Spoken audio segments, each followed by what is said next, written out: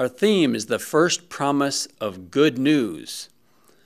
We're talking about Eve, and this is part 3 from Genesis 3, verse 15.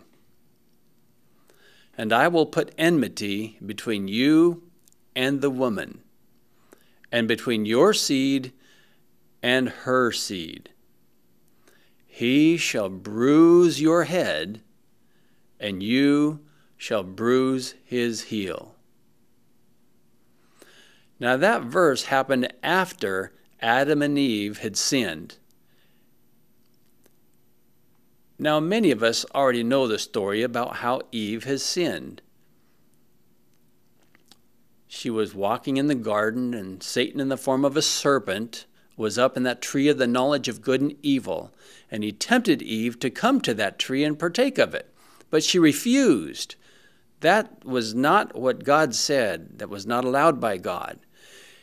And so the serpent continued to encourage her by saying, you would be as wise as God if you partake of it. But Eve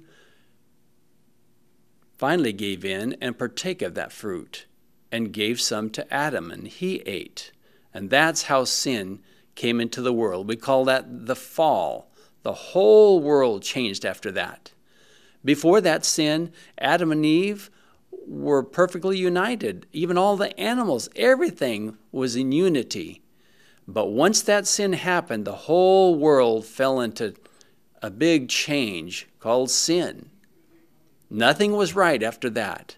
So Adam and Eve had to hide out of embarrassment from God. And when God came looking for them, Adam blamed Eve for giving him the fruit.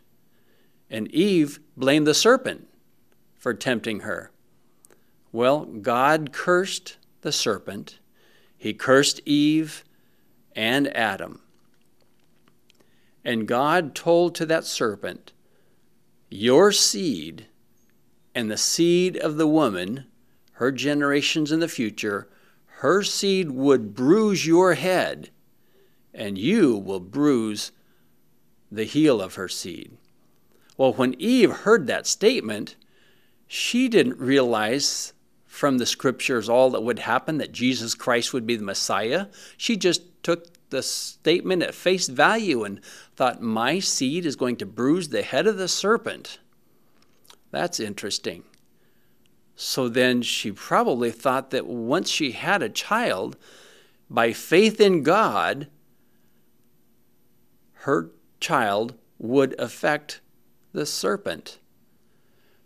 But what is a worse bruise, on the head or the heel? Well, of course, the head. So if Satan was going to bruise the heel of Eve's future generation, we didn't know how that would happen.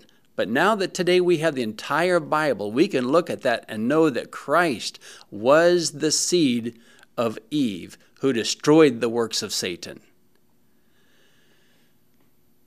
But how did Satan's seed destroy the heel of Eve's seed, Jesus Christ? Well, on the cross, as Jesus suffered and bled and died, later he rose again.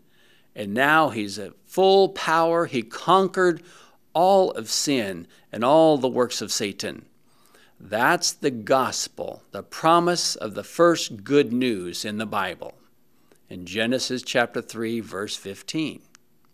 So come back tomorrow and watch more about Eve.